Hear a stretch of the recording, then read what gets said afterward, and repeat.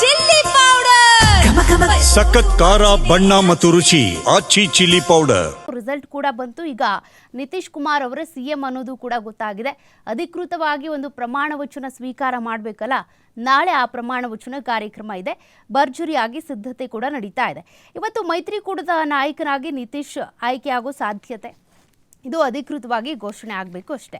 ಗುರುವಾರ ಪಾಟ್ನಾ ಐತಿಹಾಸಿಕ ಗಾಂಧಿ ಮೈದಾನದಲ್ಲಿ ನೂತನ ಬಿಹಾರ ಸರ್ಕಾರದ ಪ್ರಮಾಣ ವಚನ ಸ್ವೀಕಾರ ಸಮಾರಂಭ ನಡೆಯಲಿದ್ದು, ಸಿದ್ಧತೆಗಳು ಈಗಾಗಲೇ ಶುರುವಾಗಿವೆ. ಹಾಲಿ ಸಿಎಂ ಹಾಗೂ ಜೆಡಿಯು ಮುಖ್ಯಸ್ಥ ನಿತೀಶ್ ಕುಮಾರ್ ಪುನಃ ಮುಖ್ಯಮಂತ್ರಿ ಆಗೋದು ಪಕ್ಕಾ ಆಗಿದ್ದು, ಈಗ ಅವರು ಮಂಗಳವಾರ ಮೈದಾನಕ್ಕೆ ಆಗಮಿಸಿ ಸಿದ್ಧತೆಯನ್ನು ಪರಿಶೀಲನೆ ಮಾಡಿದ್ದಾರೆ. ಹೇಗೆ ನಡೀತಾ ಇದೆ, ಏನು ಕತೆ, ಎಷ್ಟು ಜನರಿಗೆ ಅಂತ ಆಸನಗಳ ವ್ಯವಸ್ಥೆ ಅಂತ. ದಾಖಲೆಯ 10ನೇ ಬಾರಿಗೆ ನಿತೀಶ್ ಕುಮಾರ್ ಅವರು ಪ್ರಮಾಣ ವಚನವನ್ನು ಸ್ವೀಕಾರ ಮಾಡೋದು ಪಕ್ಕಾ ಆಗಿದೆ. ಅವರು ಎಷ್ಟು ಬಾರಿ ಅಂತ ಬಂದಾಗ ಅಲ್ಲಿ ನೋಡ್ತಾ ಇರೋದು 10ನೇ ಬಾರಿ 5ನೇ ಅವಧಿ ಅನ್ನೋದು ಕೂಡ ಗೊತ್ತಾಗ್ತಾ ಇದೆ. ಪದೇ ಪದೇ ಅವರು ಮುಖ್ಯಮಂತ್ರಿ ಆಗಿ ಆಯ್ಕೆ ಆಗ್ತಾ ಇರೋದು ಬಿಹಾರದಲ್ಲಿ. ಇನ್ನು ನಿತೀಶ್ ಅವರೇ ಮುಂದುವರಿಯಲಿದ್ದಾರೆ ಅನ್ನೋದು ಕೂಡ ಗೊತ್ತಾಗಿದೆ. ಸಿಎಂ ಆಗಿ ಪ್ರಧಾನಿ ನರೇಂದ್ರ ಮೋದಿ ಇರ್ಬೋದು, ಕೇಂದ್ರ ಗೃಹ ಸಚಿವ ಅಮಿತ್ ಶಾ, ಇತರೆ ಕೇಂದ್ರ ಸಚಿವರು ಮತ್ತು NDA ಆಡಳಿತ ಇರುವಂಥ ರಾಜ್ಯಗಳ ಮುಖ್ಯಮಂತ್ರಿಗಳು ಕೂಡ ಸಮಾರಂಭದಲ್ಲಿ ಭಾಗವಹಿಸುವಂಥ ನಿರೀಕ್ಷೆ ಇದೆ. ನವೆಂಬರ್ 19ನೇ ತಾರೀಕು ವಿಧಾನಸಭೆ ವಿಸರ್ಜನೆ ಆಗುತ್ತೆ. ಇದೇ ವೇಳೆ ಜೆಡಿಯು ಮತ್ತು ಬಿಜೆಪಿ ತಮ್ಮ ಶಾಸಕಾಂಗ ಪಕ್ಷದ ನಾಯಕರನ್ನ ಆಯ್ಕೆ ಮಾಡ್ತಾರೆ.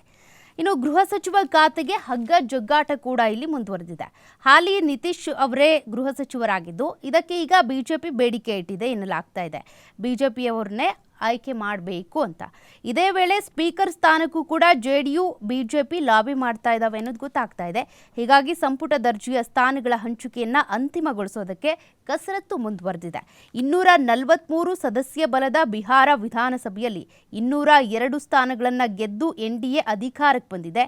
ಬಿಜೆಪಿ 89, ಜೆಡಿಯು 85, LJP RV ಏನಿದೆ 19, HAM 5 ಸ್ಥಾನ, ಜೊತೆಗೆ RLM 4 ಸ್ಥಾನಗಳನ್ನು ಗಳಿಸಿದೆ. ಹೀಗಾಗಿ ಕೆಲವೊಂದಷ್ಟು ಲಾಬಿಗಳು ನಡೀತಾ ಇದೆ. ಇನ್ನು ಚುನಾವಣೆಗೆ ಕೆಲ ದಿನಗಳು ಬಾಕಿ ಇರುವಾಗಲೇ ಮಹಿಳೆಯರಿಗೆ 10,000 ರೂಪಾಯಿ ನೀಡಿರೋದ್ರಿಂದಾನೇ ಜೆಡಿಯು 25 ಕ್ಷೇತ್ರಗಳಲ್ಲೂ ಕೂಡ ಗೆಲ್ತಾ ಇರಲಿಲ್ಲ.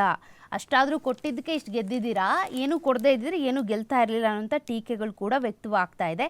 ಜೆಡಿಯು 2 ಲಕ್ಷ ರೂಪಾಯಿ ಭರವಸೆ ಈಡೇರಿಸಿದರೆ ನಿವೃತ್ತಿ ಪಡ್ಕೊಳ್ತೀನಿ ಅಂತ ಕೂಡ ಹೇಳಿದ್ದಾರೆ PK ಅವರು, ಅಂದರೆ ಪ್ರಶಾಂತ್ ಕಿಶೋರ್ ಅವರು ಕೂಡ ಹೊಸ ಪಕ್ಷವನ್ನು ಕಟ್ಟಿದ್ದಾರೆ. ಬಿಹಾರದಲ್ಲಿ ಆಗ್ತಾ ಇರುವಂತಹ ಬದಲಾವಣೆಗಳು ಏನಿದ್ದಾವೆ ಅಂದರೆ ಹೊಸ ಪಕ್ಷ ಇರ್ಬೋದು, ಪ್ರಚಾರ ಇರ್ಬೋದು. ಪ್ರಶಾಂತ್ ಕಿಶೋರ್ ಅವ್ರು ಗೆಲ್ಲದೇ ಇದ್ರೂ ಕೂಡ ನಾನೊಂದು ಪಕ್ಷ ಸ್ಥಾಪನೆ ಮಾಡಿದ್ದೀನಿ, ಮೂಲೆ ಮೂಲೆಗಳಲ್ಲೂ ಕೂಡ ಆ ಪಕ್ಷದ ಬಗ್ಗೆ ಪ್ರಚಾರ ನಡೆದಿದೆ ಅನ್ನೋದು ಅವರ ಒಂದು ಭರವಸೆ. ಬಟ್ ಮುಂದಿನ ದಿನಗಳಲ್ಲಿ ಆ ಪಕ್ಷ ಪ್ರಬಲವಾಗುತ್ತಾ, ಅದಕ್ಕೆ ಬೆಂಬಲ ಸಿಗುತ್ತಾ ನೋಡಬೇಕಿದೆ. ಇನ್ನು ಈ ಪ್ರತಿಪಕ್ಷ ನಾಯಕ ಆಗಲ್ಲ ಎಂದಿದ್ರು ತೇಜಸ್ವಿ, ಮನವೊಲಿಸಿದ್ದಾರೆ ಲಾಲು ಅವರು. ಬಿಹಾರ ವಿಧಾನಸಭೆ ಚುನಾವಣೆಯಲ್ಲಿನ ಹೀನಾಯ ಸೋಲು ಹಾಗೂ ಕೌಟುಂಬಿಕ ಕಲಹದಿಂದಾಗಿ ಬೇಸತ್ತಿರುವಂಥ RJD ನೇತಾರ ತೇಜಸ್ವಿ ಯಾದವ್ ಶಾಸಕಾಂಗ ಪಕ್ಷದ ನಾಯಕ ಜವಾಬ್ದಾರಿ ವಹಿಸಿಕೊಳ್ಳೋದಕ್ಕೆ ನಿರಾಕರಣೆ ಮಾಡಿದ್ರು. ಸೋಮವಾರ ಅಷ್ಟೇ ಈ ಒಂದು ಪ್ರಸಂಗ ಆಗಿತ್ತು.